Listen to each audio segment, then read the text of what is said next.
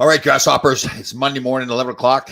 We're going to rename this show Grouchy Old Men. Yeah, I like that. I like that. We were just talking before the show how we're both getting the same thing. It's just no patience whatsoever. Yeah, zero. Mark was out in the Hamptons this weekend. It's just not his style. I do not fit in. No. And I drove down to Point Pleasant for Jackie and Matt's wedding. Beautiful event. It's fantastic. Point Pleasant's a beautiful place too. But to drive down, I've gotten to that point where I'm even more so now. Like if I decided speeding's okay, but when everybody else is speeding, it's like, hey, slow down. Yeah, exactly.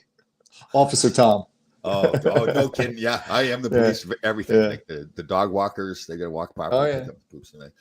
So a big weekend for me. I babysat my grandson, the Maverick, the dog, on Friday night. He was excellent, fantastic. Had a good sleep. He's a good boy. Yeah. Yes, he was good, very good. And then Saturday went down to the wedding. Oh, here comes our buddy right here, Mr. Chris Wiley. Chris, how you doing, bud? We are live, just to warn you. So we're live. We just started a couple minutes ago. Chris, how you doing? Good to see you. I don't think he's hearing us yet. Yeah, he's not hearing us. Hey, guys. Hi, Chris. Hey, Chris, good morning. Morning. How are you doing today? Doing great. Very good. I don't know if we probably met. I haven't been to a couple of the last couple of years for the swim, but I'm sure I met you a couple of years before that. So it's a pleasure. It's an honor. Thank you very much for your service as well. Oh, my pleasure. So Chris is a retired Navy SEAL. He's now running the correct me if I say this the wrong way. Michael Murphy Navy SEAL Museum out in Long Island. Is that correct? That title of that? That is correct. Good. And people that don't know, I think a lot of people know, Michael Murphy was in Operation Red Wings. They made a movie called Lone Survivor that Marcus Luttrell was also in. He was the lone survivor. So the family has really done a lot of stuff after his death as well, right? They're like this museum. Didn't they start the museum? They started the museum. They also have Michael's foundation, which gives out $200,000 to $300,000 in scholarships every year. Wow. So they're very proud of that, and that was created through some of his death benefit that they received. They didn't want to use the money, for anything other than helping other people. So sorry for the bouncing up and down here. I'm just trying to get it where I can hear you guys. No problem. That's okay. No worries. Yeah. So just so people aren't aware, or if they're not aware, Michael Murphy again headed up this team of 4 people to go over. They were in Afghanistan, correct? That's correct. Yes. And they went on a mission. It was more just a mission to spy, wasn't it? To find out some information on one of the leaders of the Taliban. So it was more to just verify. They had intelligence that there was a high value target, one of the higher Taliban members. Usually the Taliban would move if they were higher up in the organization. They had a little army with them. So I'm sure somebody noticed 30, 40 guys moving about the countryside there. And they became privy to that and decided, okay, we need to verify who this is. And they sent 4 SEALs to go and get eyes on target and just pretty much do photo intelligence and verify the people that were there, the players. And then there was going to be a second phase. Once they did that the SEALs that were waiting back at base would go in and do a capture kill for the bad guys once it was verified. Right. So there's 4 guys. There's Marcus Luttrell, Michael Murphy, Danny Dietz, correct? That's correct. And I can't remember the 4th guy. Matt Axelson. Right. Yes. It didn't Marcus Luttrell name his son Axel or Ax? I believe so. Yes. Yeah. Very cool. So I know it's Hollywood when they make those movies, but I know not like every detail, but just in general, were you pretty happy that it really portrayed the real true story of what happened there? Hold on one second, guys. Yep. Sorry. I'm trying to get a place because my hearing aids are not working great with the background noise here. No problem. So say it again. So I know it's Hollywood and it's never going to be totally accurate, but were you pretty happy with the accuracy of the movie itself, Lone Survivor? Yeah, there's only a couple of glaring errors that I only learned through the family, So Mr. Murphy loves pointing this out to people, and Hollywood does a great job of kind of telling the story. Taylor Kitsch, who played Michael, did a wonderful job, spent a lot of time with the family trying to, understand who Michael was. But the movie itself, the core of the movie, is pretty accurate. It's really the Michael doesn't die while he's on the phone. Oh. That's, more of a Hollywood, make you feel kind of a moment. He actually went back into battle only for a few more minutes, and this is from Marcus's account. He went into battle for another couple of minutes, and then there was a huge explosion, and then it went quiet. So that's probably what, when he succumbed. I think he got shot in the face, and that was the round that killed him. So that's one. The second one is Marcus really never dies, and they show that him in the helicopter flatlining and having being resuscitated. And then the biggest one, and you can't fault Hollywood for it, but the biggest one is at the end. They needed a big ending, big crescendo for the movie. So they have that huge battle scene in the village, and then they come in and save him and bring him out. And from what I understand, once Marcus got that note out, that's all true, that they gave it to somebody and they walked, a day or two to the U.S. base. Once that note got delivered, the Green Berets came in at night. There wasn't a shot fired. He was whisked away. So other than those few, Hollywood additions or corrections or whatever you'd like to call it, still a good movie, and they still kind of cover the whole story. Yeah, I've watched it about 20 times, if not 25 at least. Yeah, I love that movie. I love the fact that it's a true story, or it's based on a true story, and their heroism of the SEALs. The way they fought, right? Like they know there's hundreds of the enemy there, and there's 4 of them, and I just thought that was amazing. That whole fight. Yeah, when they were giving the family the medal. They said, we hope you understand that they didn't go down without a fight. Yeah. There were dead Taliban everywhere. So I think the Taliban didn't realize that they were, poking a bee's nest when they went up against 4 guys. No kidding. Yeah. Like there's hundreds of guys saying, okay, we'll take these guys easy. And all of a sudden now they realize they're fighting 4 Navy SEALs. So yeah. And we shouldn't forget too, the people in the helicopter, I think it was all SEALs in the helicopter that came to rescue them, and it was shot down. So there was 19 people that died that day, and there was 11 SEALs and 8 Night Stalkers. So those are the pilots and the crew members of the helicopter that was shot down. So at the museum, we honor them also. We have a memorial wall. Really, that's all photos of the SEALs and UDT members that were killed over the past 80 years in action or in training. And we also, in the Operation Red Wings area, we have a video playing with their photos also with the Night Stalkers and the SEALs for that mission itself. What I thought was a really great tribute was at the end of the movie, they playing that music and showing the real pictures of the actual SEALs and their families. And I thought that was real. Yeah, definitely. That's like the gut wrenching part where you realize that they're real people, and you get to see them. I think it was Matt Axelson with his wife getting married. Then you get to see some of the Night Stalkers with pictures of their, them with the kids. So it puts a whole different level. Of emotion into a movie that you think, could just be a movie, made up story, even though they say based on true events, by the end of the hour and a half, 2 hours, a lot of people forget that it was those are real people. Yeah. So I think they did a wonderful job doing that. Yeah. A real tribute to the men. Yeah. Fantastic. So can you hold on 1 second? Yeah, go ahead. I'm going to just shut something off. I'm having such a hard time hearing. No problem at all. Sorry, Mark, I'm hogging the questions. No, that's fine, Tom. That was interesting. Yeah. Very interesting. When Chris comes back, there was a gentleman who spoke at the conclusion of the swim. There's a bunch of speakers, and he lost his middle son on Extortion 17, and then later lost his younger son, and another action, and his older son he lost as well. So. When you to that point, when you see this, Chris, I was just telling Tom about the gentleman who spoke Sunday in New York, who Bill served with his son, and then he lost his second son, Morgan. Then of course he lost his older boy, who was a Marine, to his own hand. And when you're standing 20 feet away from somebody like that, it really drives home to your point, Chris. These are real people. These are real families, and it's the heroism that's displayed and the valor and the sacrifice given is really to be acknowledged forever, for sure. Yeah, I believe that was Michael Strange. Yes. No. Right. After Michael, the gentleman, oh God, I forget his name. His son had served with Bill. He was killed in Extortion 17. His middle boy. Oh, Bill, it was the gentleman who had a hard time speaking because he has Yes. Parkinson's now. Yes. So that was Scott Bill and Yes. his wife Jennifer Bill. Correct. Yeah. Yes, their son was killed in Extortion 17. Yeah.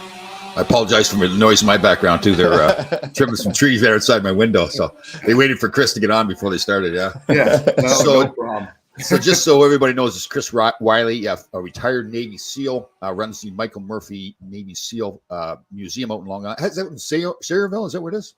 It's West Sayville. There's Sayville, and then half mile into it, there's West Sayville. So Yeah. Okay. but that's the actual town that if you're Googling it. Here's Brian Duffy. He was the guy that he was a vet as well, right? Brian was, yeah. I think it was. I had the privilege of meeting Michael's mother, Maureen, when Sweeten Castle in Ireland dedicated to Michael. There's a branch of very cool. Yeah, Brian was a pilot, and he worked with SEALs, with the SEAL That's right. community. That's right. Because Michael Murphy's mother, she's a firecracker, isn't she? Like she doesn't back down from too much. Oh no, not at all. Maureen's great. She used to work at the VA, VA healthcare system out here, and so we have a ton of veterans that come in looking for her, and hoping to see her. And then every story is, oh, Maureen helped me. Maureen did this. Yeah, that's cool. And I'm sure sometimes she did more than she was supposed to get the job done. Yeah, But she's definitely. Yeah, Or so to I be watched recognized. some documentaries on that family and everything in Michael's life, and that's how they portray her, right? That nobody's messing with her. That's she's No, going to get the no. truth out. And that's it. Yeah. So Brian Duffy just had that message up there. He's a veteran. He was a pilot. He was a pilot, yeah. Pilot. That's right. And did he run a whole bunch of VAs? Is Is that Brian? VFWs. He was the president of the VFWs. That's right. Across the nation. Very Yeah. cool. Very cool. Yeah. Yeah, we had a lot of veterans on here, so it's a real honor to have you. So again, this is Chris Wiley, retired. Where are you from originally? Oh, I'm from Long Island. I'm from Sound Beach, North Shore of Long Island, closer to, I tell people Port Jeff because the ferry goes into Port Jeff from Connecticut. And Right. a lot of people know the Port Jeff ferry. Right. Now, did you go right into the Navy first and then become a SEAL after? Is that what happened? Yes. So I was in the 90s. So the whole kind of process and, schooling changed a little bit after 9/11. But when I went in, we went in as an enlisted guy. I did fire controlman, which was missile guidance systems, because you had to pick a job back then. Mhm. Because either way, you're 80 to 90% of the people that join or try to make it, they quit. So, back in the day, they said, okay, you needed to have something to fall back on. So the minute you quit, you could go do your job. Right. Nowadays, it's changed a little bit. Now you can go in without any specific job, and right after boot camp, you go to SEAL training.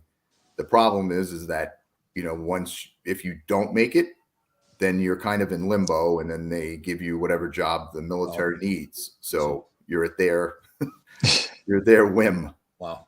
I asked Bill, this is real interesting, the power of the mind and everything. When you were going into BUDS training, did you believe you were going to pass it and make it as a SEAL?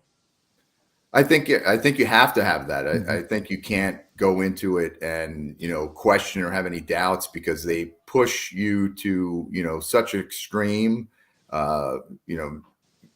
most people, even if you're an athlete prior to going, you've never had a workout or gotten to that point, physically or emotionally or mentally, to where you could break. So if you have any kind of, second guessing yourself or any, doubt in your own mind, it is magnified, so much when they start putting the pressure on you, the cold water, that's what I see, where thought broke most people, is that you go from hot to cold, hot to cold, hot to cold. And it's not getting in a hot environment. They would just stick you in the cold water for an hour or so, and then pull you out, make you run 5 or 6 miles to where your body technically, dries your own clothes out from your own body heat. And you're, parched. All you want is to get to your canteen. And then the minute you stop running, they're like, hit the surf again. Right. And that's what would break people. It's that cycle of going hot, cold. Right. I'm assuming too, like it's an individual thing. Like you're trying to pass, but probably you learn to work together too to help each other. Like that Admiral William McCraven that made that famous speech about making your bed perfect. He talked about how they were in the cold water and somebody started singing, and then they all kept singing, right? And it was like, oh yeah.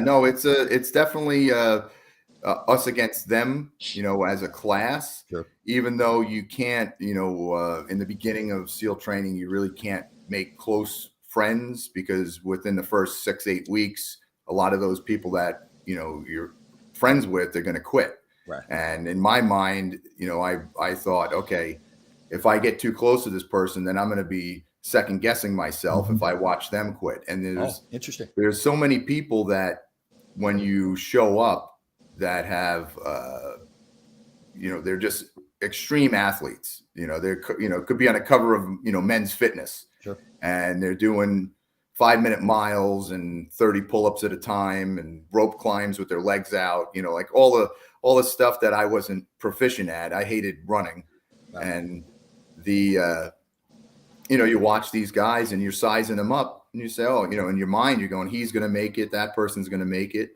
And all the people you thought were going to make it are the first people that usually quit because all of their, history of sports and athleticism came easy for them. So they never had to fight for it. So it's the little guy that had to, get on his tippy toes to reach the can out of the cupboard. Those are the guys that, have more of that grit. Yeah.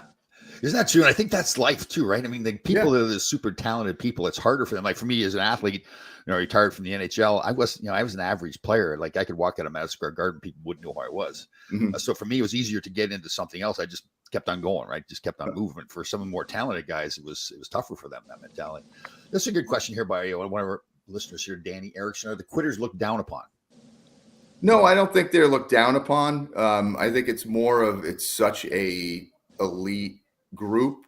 It's more of a, hey, you tried. That's really what it is. At that moment,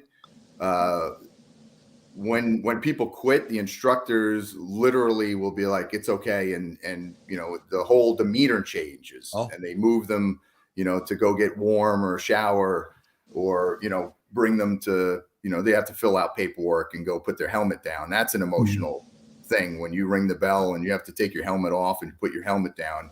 That resonates every time you'd hear that bell ring. That resonates through the whole compound. It's a very symbolic kind of a gesture when you quit like that, but you're not looked down upon. I think it's more of a personal thing that you're, going to be struggling with. Sure. Like that'd be an amazing thing, right? Like you're obviously you went through it, and some of the people that you've been working with for weeks now quit. There's got to be part of your brain that's saying, "Geez, maybe I should quit too," right? Like those. Or did you ever get to that point? Well, so a little bit of my story is I went in young at like 20, and went in, made friends with somebody, and then watched them quit during Hell Week. So I was in class 200 first, and wound up quitting in Hell Week because I watched them quit, and I said, oh, I'm not going to be able to make it if they can't, because they were this stellar athlete. Sure. So then I got out, went, the next morning, the Master Chief for the command got me because I was already going, oh, I made a mistake. And they said, okay, we're not going to send you to the fleet to do your job. We need you. You did make a mistake. You're a good guy. And they said, we need you to go to the boat units.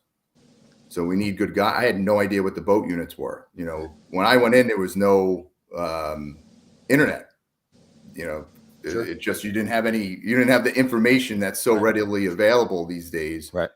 So I'm like, what's the boat unit?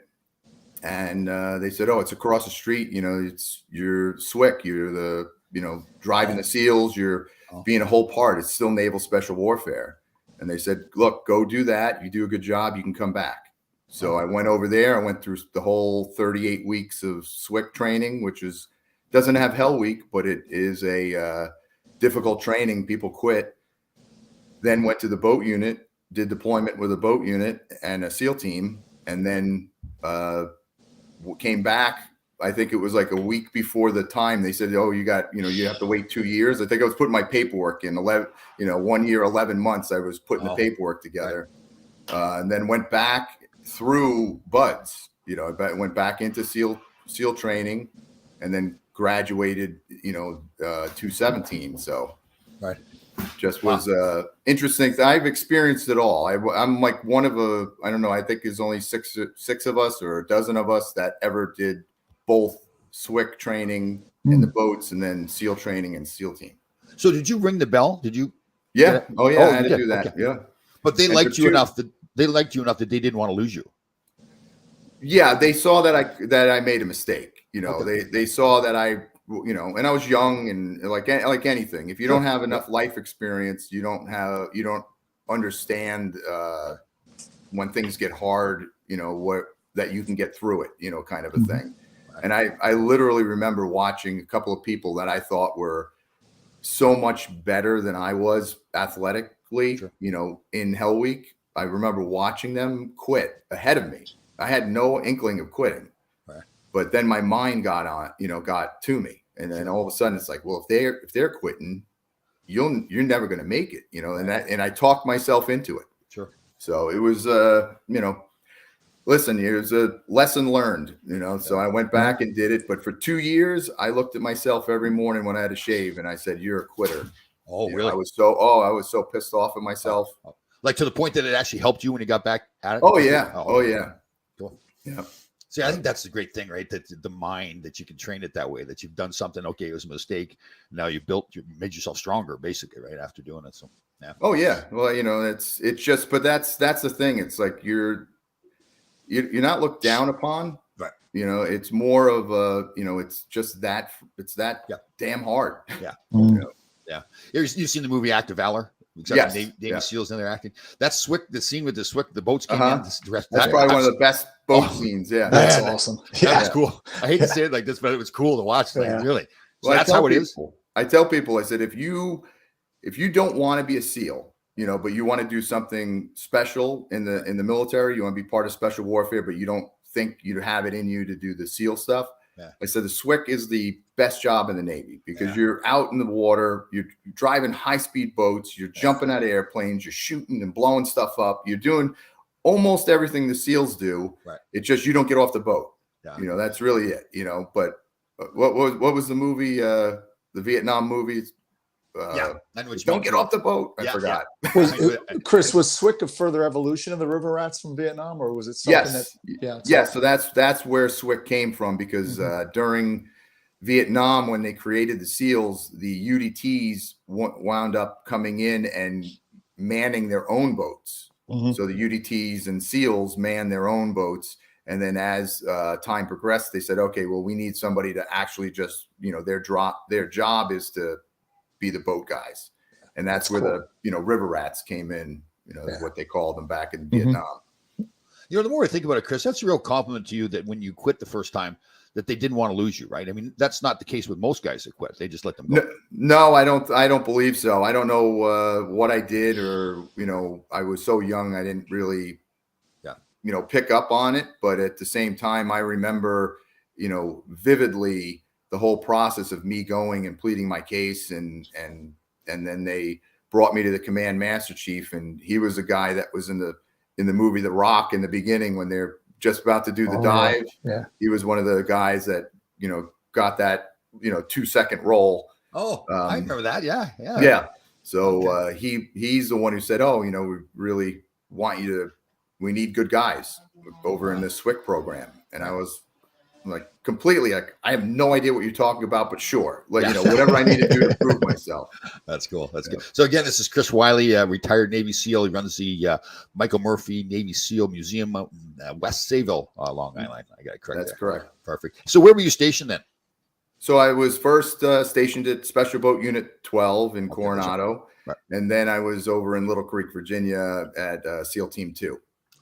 Okay, cool. I had a buddy of mine. I was a part of the Warrior for Life Fund. I was on their board. They were down at Virginia Beach, and I can't remember the guy's name. Great guy. He was leading a team of a bunch of men that lost their lives in battle, and he was I can't remember his team, but he toured me around a few of the like I think it was might have been SEAL Team 2, but I saw a few other places. It's interesting when they were talking like they were taking a cab ride or something. You know this stuff. I'm not telling you something you don't know, but they would say SEAL Team 1 or SEAL Team 2, you know. But when it got to SEAL Team 6, they wouldn't say SEAL Team 6 in front of somebody else to get like where they were going. It was some. It was there's a reason why it was more dangerous. We call the SEAL Team 6. It's actually development group. Yes, exactly. Yeah. So Dev Group is the actual name of it, but because of Rich Marcinko with all of the Red Cell books and stuff, it was SEAL Team 6 at some point, and then it turned into development group. But from the books and stuff, everybody, the media has just reattached the SEAL Team 6 name to it. Yeah. So that's an interesting topic. So in the past, many years ago, the SEAL teams were hardly ever talked about. Like the SEALs in particular would not talk very much about it. Now there's books coming out, movies coming out. How do you feel about that? It's totally different than when I was in. It is, we were kind of, it was just drilled into us, quiet professional, so we didn't ever speak about it. We didn't talk to people, we would be out. One, if you're out in a bar and you tell people you're a SEAL, then you get drunk guys trying to fight you, kind of thing. So you don't need that. But two, it's like a lot of people just wouldn't believe you anyway, so, or they back in the 90s, early 90s, they didn't know what it was, so it didn't have the same flair that it does today. So, granted, these stories need to be told, but sometimes, I'm not going to call it over sensationalism, but it's more, some people will take advantage of that brand, and that's what's something that, to me, being a SEAL is such a privilege and honor, to have that title and to be able to, talk about it and educate people on it.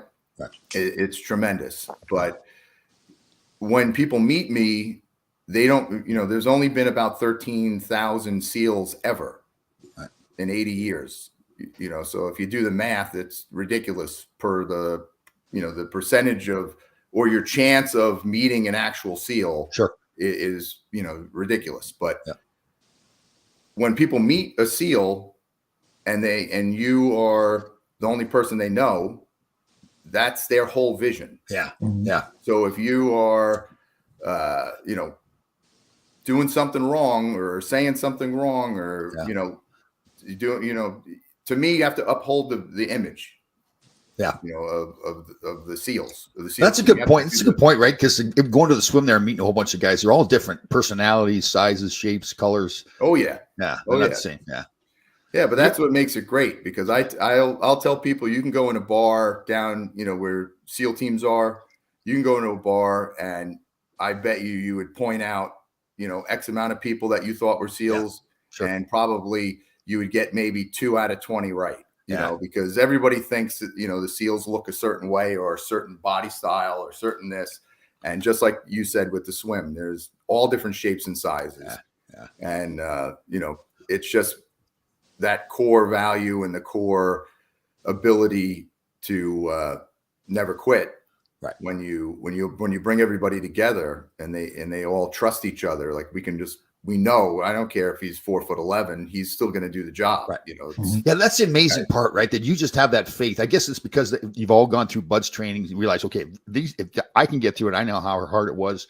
Then he got through it, so he must be some special guy that's not going to quit, right? So you count on him. That's cool. And that's what's cool too, is that the officers go through the same exact program. They're with us the whole entire time. Side by side. So once you get through it, granted, there's a hierarchy of chain of command, which we all respect. But once you get through it, now you're at a SEAL team, they will, they respect you and you respect them. Right. And it's almost like you're kind of equal. But then when it comes down to the point of them having to tell you what to do, you respect them in that sense. So it's different than other, branches and things where you're going to have an officer that's going to be like, you're going to do this, and because I said so, and they haven't gone through the same experience as the the other guys. You Right. know, so And that was a good point in the movie there too, Lone Survivor, where Michael Murphy had to make the decision what they did with the sheep herders. Yep. And you could have. There's different choices there, right? He had to make a choice, and once he made that choice, there was no arguing about it. At least it wasn't in the movie, right? It's just okay. He's made the decision. That's it. Yeah, but what's nice about it, and they showed it a little bit in the movie, and I wasn't there, so I don't know how it went down exactly. But everybody was able to speak freely. Yeah. You know, everybody was able to give their 2 cents, and then, but ultimately, it was Michael's decision. You know, Yeah, that Michael was pretty going to make the ultimate decision. That was cool, right? Because he gave them an opportunity, but then even though one guy, I can't remember, I think it was Danny Dietz or maybe it was Marcus and Charles, disagreed with the decision. Mhm. He said, "Okay, that's the decision that's done with." Yeah. No, and to your point of all different people, different styles, and being able to work together. Just, you know, on the point of that whole mission, Danny Dietz wasn't part of Michael's SEAL team. So Danny Dietz was, you know, from a different SEAL team that was just in the theater of operations at the time. And what happened was Shane Patton, when you watch the movie, the guy that's getting hazed and doing the dance and has to recite the whole thing. That's cool. He was a brand new SEAL. He only had 3 months of actually being a SEAL. That was his first deployment. Right. He was the radioman for Michael's team. So they understood and knew that the comms were very difficult in that terrain, in that area. Mm-hmm. So they said, okay, you're not as experienced as you need to be for this mission. Right. So we're going to pull in Danny Dietz, and to not have ever worked together and still be able to have the same confidence and the same, you know, oh, hey Dan, nice to meet you. Come on, let's go. And just have no problems.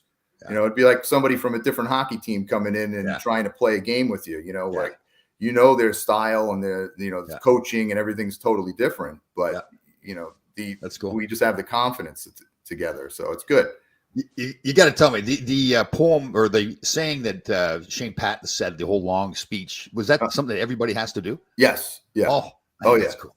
Yeah. I don't remember all of it, but I do love it. I did have to do that. Yeah.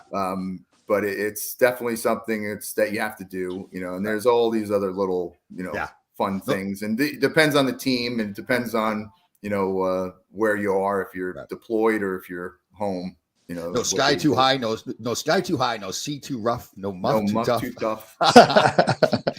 I drive all kinds of trucks, the big ones, the little ones, the ones go when you hit the brakes. The ones that bend in the middle. There you go.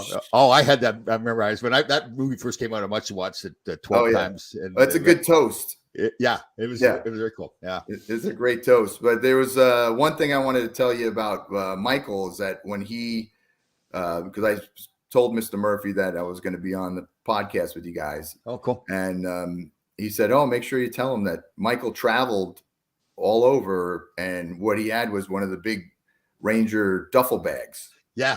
I heard about that, that he was a big hockey fan and everything. Yeah. Yeah. He would carry the big, huge Ranger, you know, kit bag, and, you know, that's how he traveled wherever he went. He had the big Ranger bags. And that's awesome. One time he got somewhere and called his dad and said, hey, Dad, somebody stole my rebreather out of my Ranger bag.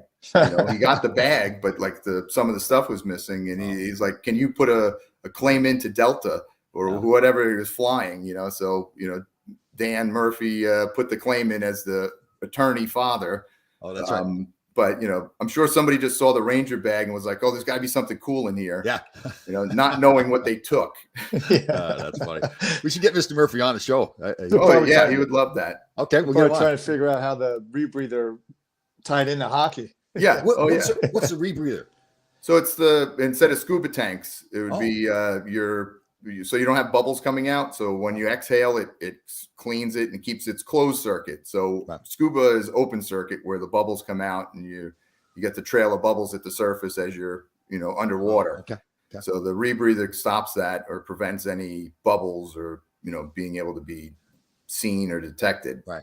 So like the scene in Act of Valor where they're going into the camp and they're underwater and you can't even see them there. That's accurate, the way that was depicted? It's accurate. Yeah. When you're underwater, you're there, you can, there's some stuff in the movies that's a little far fetched with right.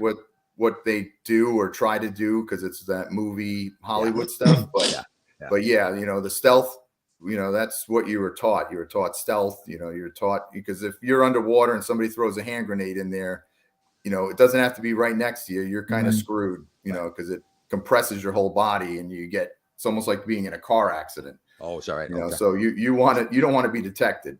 Right. Chris, correct me if I'm wrong. One of the things you have to do in BUDS or train or SQT or whatever, get a hull number with a rebreather without being seen. And it's difficult, I guess, because it's trying to pull you up a little bit. Yeah, you're doing a tactical peak. So you'd get about a foot to about 8 inches from the surface.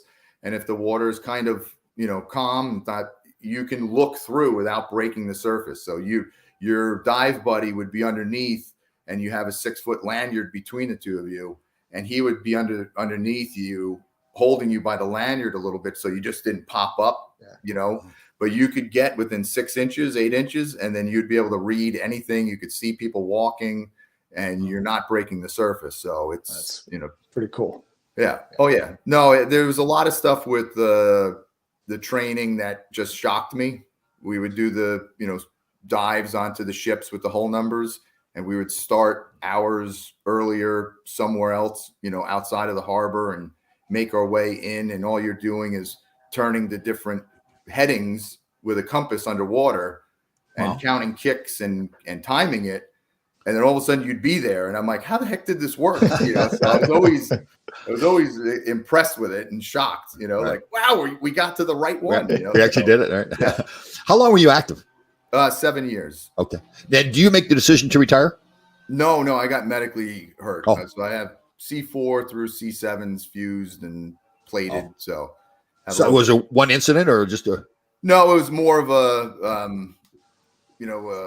whiplash and all of those different things that blew out the discs. Because there was an incident when I was back home working out where it came to light. And once they figured out what was wrong, they said, what you were doing could no way have created this, mess of stuff going on in your neck. So, they said it was probably the whiplash from helmets and being on the boats and doing the job. Yeah. Yeah. You don't think about that at the time, right? Then years later, no, you're invincible. I think I know the answer, but would you do it again? Oh, I told my wife this, I tell everybody this. I said, if they rolled up right now and said, let's go, I wouldn't even call her. I would be sending her like a picture saying, I'm out. I'll see you later, hon. Right. I miss it every day. Would you do it the same way? Wow. That's a good question. I'm not sure if I would do it the same way. You mean the whole thing from start to finish? Yeah. The whole experience. Yep. Well, I think I would probably hope to start as a SEAL and be a SEAL right away, because I think my time got cut short from getting injured, so I think that would be the only thing I would change. But if I had the chance to do it again, I would replay it just the way it was, because I missed it so much. What's the I don't know if you know the percentage about how many guys roll back and continue and complete it? Okay. I'm not sure the exact percentage of that, but let's say if you have a class, a lot of times the classes will be 190, what they'll say came into the class. And then you'll have anywhere between 9 and 30 or so people graduate, so it just depends on how many. So you don't start with 190 people in that first phase, the first 2 months where you do Hell Week and stuff. So you maybe start with 150 guys, and then you dwindle down, to maybe 30 or 40. And then you go into second phase, which is the diving and the pool comp. And that's when you get guys that'll roll in that got hurt at Hell Week, or they didn't pass, something during second phase. So maybe you get 10 guys or so in each phase that would roll in, just from either not passing something, or most of the times it was from injuries. Break a leg or break a collarbone, or break your back. A lot of the back ones didn't go back in right away. But yeah, I think maybe it would be 5% or so may roll. a lot of people will roll. I rolled multiple times. A lot of people will roll when you in first phase. Michael did it. I did it. You know, most people will get hurt getting up to Hell Week, and then you roll back and you have to start from day one again. Okay. Now you're like back to square one. Yeah. And it's hard. That's why a lot of the guys hide Injuries. injuries until it's so severe that they have to get medical attention. So you can roll back as many times as if you keep getting hurt, or is there a limitation? 3, I think, right? Yeah, there's usually 3. I had a buddy that went in and like got stress fractures in his pelvis, then like hurt his collarbone. So he was in 3 classes, and then after that he didn't get another chance after he got hurt, because you're technically just burning time in your contract. You know, the Navy at some points, like you just can't sit here for 4 years and keep trying. Right. You know, we need you to do something for us. Right. And DevGru, there's no rolling back, correct? Oh, no, I don't believe so. I didn't have enough time. You know, you have to really do some deployments and prove yourself before you can apply there. And what I like best about the whole Dev Group and SEAL Team 6 kind of a thing is that when they go around and you put your application or your package in to go over there, they will research and find all the people that you've come in contact with over your team career and go and speak to them. And they're really just asking, is this guy a good guy? Is he a solid guy? Do you trust him? So they want to find out if you're a good operator, a good, solid person, because they'd rather have a good, solid person than this huge, total, you know, super high performer and not a great guy, you know. So they go around and they ask all your buddies, you know, should he have a shot? Is he that, you know, is he worth it? You know, kind of a thing.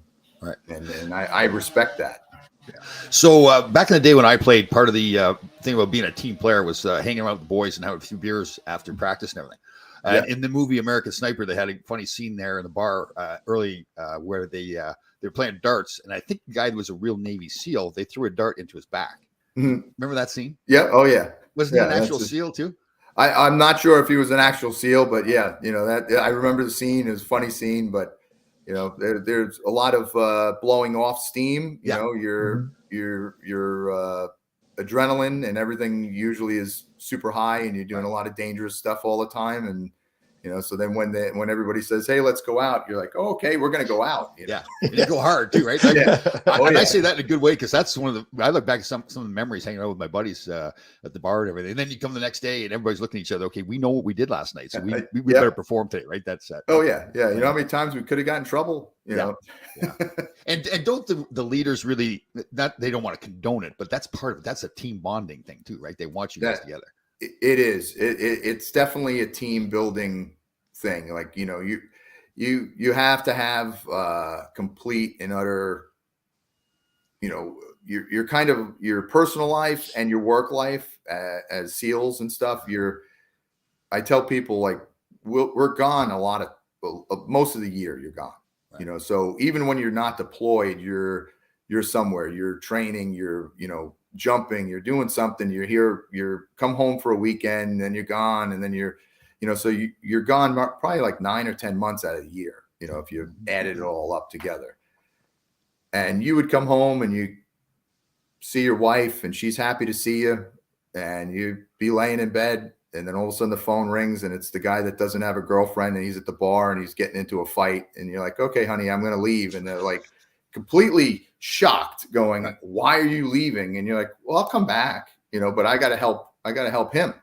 You know, and it's just a different level of dedication to each other. Yeah. You know, and that's what I miss. You know, I miss the you know, the brotherhood is what we call it, but you miss that, you know, how tight knit people are, where you just make a phone call and it doesn't matter what they're doing. They'll be there. Right. You know, so that's where, when you have the drinking aspect, if you do it, you know, reasonably, where you're not getting in too much trouble, that's always a positive. Right. The old saying, though, moderation's for cowards, right? Yes. Yeah. It's the same thing with when people quit drinking. I'm like, you know, I'm not a quitter. You know? Yeah, exactly.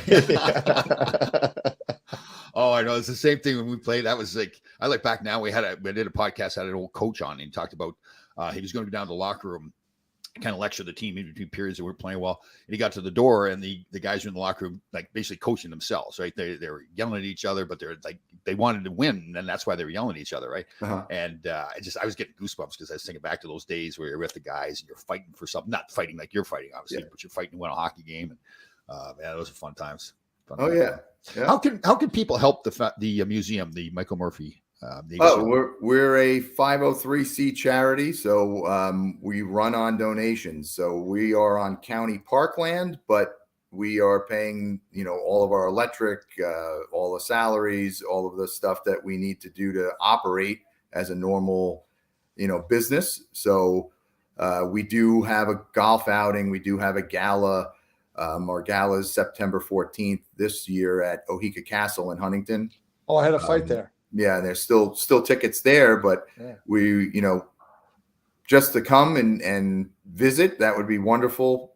We do accept donations of any size, and then we have online store. We have a store at the museum. Has Admiral McCraven sayings on the back of the shirts. Cool. We have a No Easy Day Was Yesterday stuff. So we have a lot of the books, all of our books that we have, like Rob O'Neill's book, McCraven's book, Marcus's book. They're all signed by the author, so it's a little different. Nice. So. And then you get the Murph Challenge too, right? The Murph Challenge. Oh yeah. So thank you for bringing that up, because I always forget, because we just did it. It was my first Murph to run and host one. Right. We had about 160, 170 guys show up. Bill Brown came out and supported me, along with Kaj Larson and a few other SEALs that were active. But we didn't promote it at all, because I was concerned that I wanted to make sure that we had a great first Murph. Everybody left with a good positive feeling and experience, and then we could grow it. So Rogue Equipment, the guys that do all the CrossFit equipment and gym equipment, they lent us a pull-up bars and all these other things. And Sunbelt Rentals helped us, just like they helped to swim. They're a huge veteran supporter. But this year we're going to promote it. So this year, hopefully we'll get, 300 or 400 people doing the Murph, and then we'll have spectators. Perfect. So let's make sure we get back on and do another show or a couple of shows before that. I'd love to. I really appreciate it, and I'm honored to be on with you guys. No, thank please, you. It's our honor. All right, definitely. But let's really I'm make sure excited. Tom, he's building an OC, 1.5 miles. I'm really pumped about that. Yeah. Yeah. OC. What's an OC? Oh, obstacle course. Okay. Yeah. Oh, nice. Talk about that a little bit, Chris. Tell us what that's going to be. Oh, so I have a piece of property in Manorville that I have, the ability to put an obstacle course. So I'm trying to get a tactical obstacle course going where you can come and work out. I really got big into CrossFit back in March, and was me getting ready for the Murph. I never did CrossFit, and because of my injuries, I really never did the Murph before. Right. But through that, I was able to get in, really good shape this year, which I think I'm probably in better shape than I was when I was in my 20s. But it was this obstacle course will be, tactical. You wear vests just like you're doing the Murph, and we have some airsoft guns because we can't do it, live. You can't be shooting in residential area, but we have airsoft guns, and then people can go through an obstacle course in tactical gear, and then try to shoot with the BB guns and see how hard it is to shoot under duress and pressure. Right. So, well, I'll send you guys some pictures, because it's really coming together. It's almost there. Awesome. Few more, probably another week or so, and it'll be ready to go. It's funny you talk about shooting guns so was it 2 years ago where Bill Brown had us out to the farm? 3 years ago, I think it was. Yeah. So a lot of the guys that helped out during the swim, Bill had them out there, and I have shot guns, shotguns and pistols and stuff before, but we've got what were we shooting? Is it AR-15? ARs and SIGs. Right. So Bill would start, we're all around, and I think most people like me hadn't shot a whole lot. I think most guys had shot the gun. And Bill goes, okay, we need 3 volunteers. one's going to do the tourniquets, one's got the map, and the other one's driving the car. And I'm thinking, what are you talking about? He says, this is live ammunition, and people get shot. And I'm going, oh my! I'm thinking to myself, what did I get myself into? But by the time he trained us up and we started shooting the guns, we were fine. But you know what I thought the really cool thing was that you mentioned before. So for me, for example, I was partnered with this guy I'd never met before, but once Bill had us going, I really felt like he was my brother because he was teaching us, you're not shooting the gun to protect yourself. You're shooting the gun to protect your partner. Mm-hmm. And he put us through this drill. The stuff. One guy's on his knees shooting, the other guy's running. Then you switch places, and that was cool. We got done. It was like this guy and I were like, wow, we were fired up. It was pretty good. Yeah, because you can't. Most ranges, if you go to a regular range as a civilian, you go there. You have to shoot paper. They yell at you to put down your weapon. Then you can't move. You can't step past the firing line. Yeah. There's and granted, you could get proficient in some sense of basic firearms handling and accuracy, right. But when it comes to real life scenarios, you need to move, you need to have some stress, and it's so cool that he got to do that with you because you don't get the chance to experience it that often, So I try to shoot every month at least.